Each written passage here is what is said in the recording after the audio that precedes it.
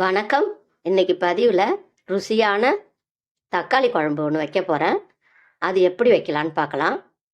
இது இந்த தக்காளி குழம்பு சப்பாத்தி, இட்லி, தோசை, சுட சுட சாதம் எல்லாத்துலேயும் போட்டு சாப்பிடலாம். நல்ல ருசியாக இருக்கும்.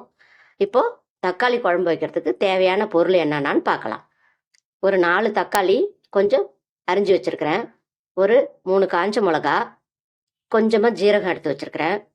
உளுத்தம்பருப்பு கொஞ்சம் எடுத்து வச்சுருக்கேன்.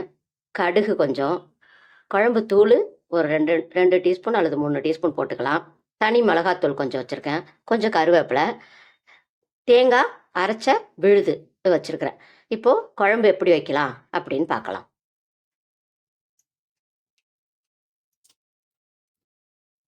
அடுப்பை பற்ற வச்சு ஒரு வாணல் ஒன்று போட்டுக்கிறேன்.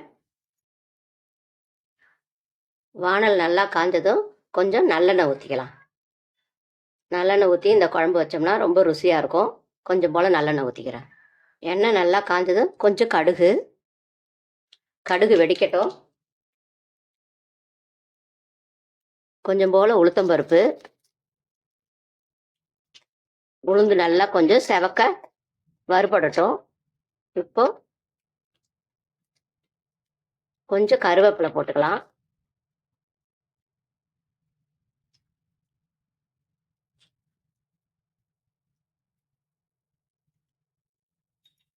ஒரு 2 காஞ்ச மிளகா அதில் கிள்ளி போட்டுக்கிறேன். இந்த காஞ்ச மிளகாயை நல்லா செவக்க வறுபடட்டும்.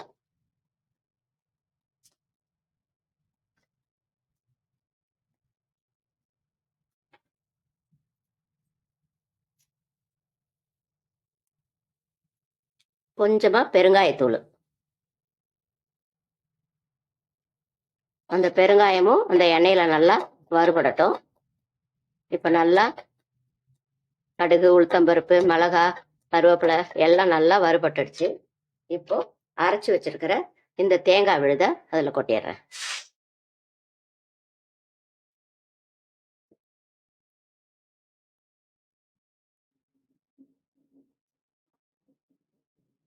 கொஞ்சம் தண்ணி,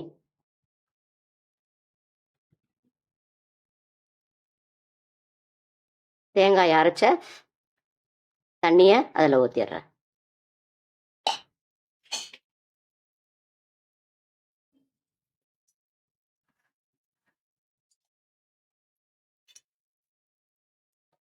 இந்த தேங்காயை நல்லா கொஞ்சம் இப்படி கலக்கி விட்டுடலாம்.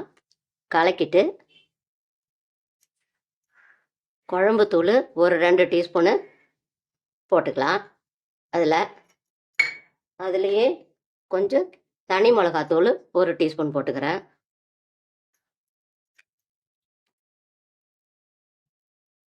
இந்த குழம்புக்கு தேவையான அளவு கொஞ்சமாக கல் உப்பு போட்டுக்கிறேன். ஒரு சிட்டிகை மஞ்சத்தூள். இது எல்லாத்தையும் நல்லா கலக்கிட்டு அப்படியே மூடி வச்சு கொதி வரட்டும். அப்படியே கொஞ்ச நேரம் கொதிக்கட்டும்.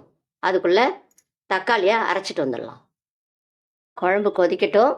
அதுக்குள்ளார இந்த தக்காளி அரிஞ்சு வச்சிருக்கிறேன்ல, இதை அப்படியே ஒரு மிக்சி ஜாரில் பச்சையாகவே வதக்க வேண்டாம், பச்சையாகவே போட்டு அப்படியே மிக்சியில் போய் நல்லா நைஸாக அரைச்சிட்டு வந்துடுறேன்.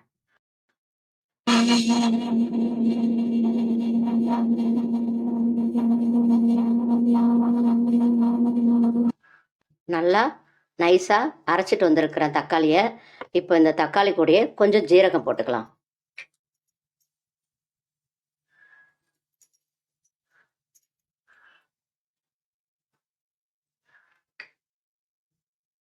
ஒரு டீஸ்பூன் அளவு கொஞ்சம் ஜீரகத்தை இதில் போட்டு இப்போ திருப்பி ஒரே ஒரு சுற்றி எடுத்துகிட்டு வந்துடுறேன்.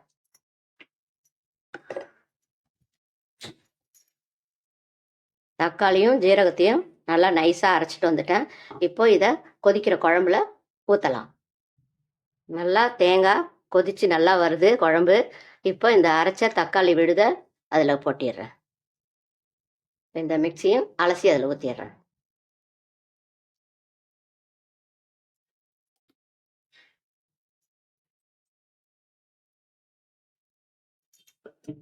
இப்போ இப்படியே ஒரு 10 நிமிஷம் நல்லா கொதிக்கட்டும். நல்லா குழம்பு கொதிக்குது. இந்த தக்காளியில் பச்சையாக தானே அரைச்சி ஊற்றிருக்குறோம். அதனால் தக்காளியில் இருக்கிற பச்சை வாசனை போகிற வரைக்கும் இதை நல்லா கொதிக்க விடணும். இவ்வளோ தண்ணியாக இருக்குல்ல, கொஞ்சம் திக்காக வர அளவுக்கு இதை அப்படியே கொதிக்க விடணும். இன்னும் ஒரு 10 நிமிஷம் நல்லா கொதிக்கட்டும்.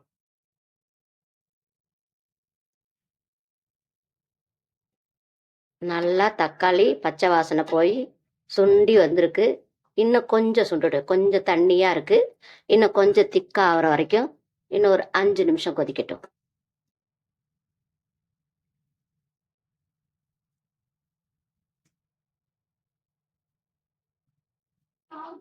நல்லா தக்காளி குழம்பு சுண்டிடுச்சு. இப்போ இதை அப்படியே இறக்கி வேற இடத்துல மாற்றிக்கலாம்.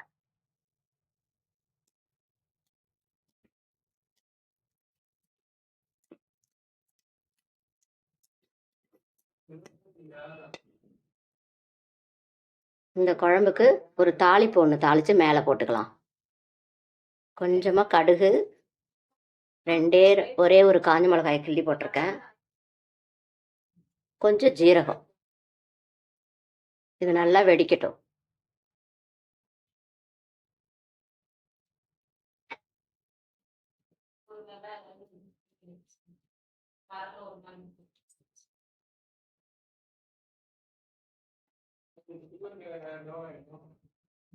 கொஞ்சம் கருவேப்பிலை.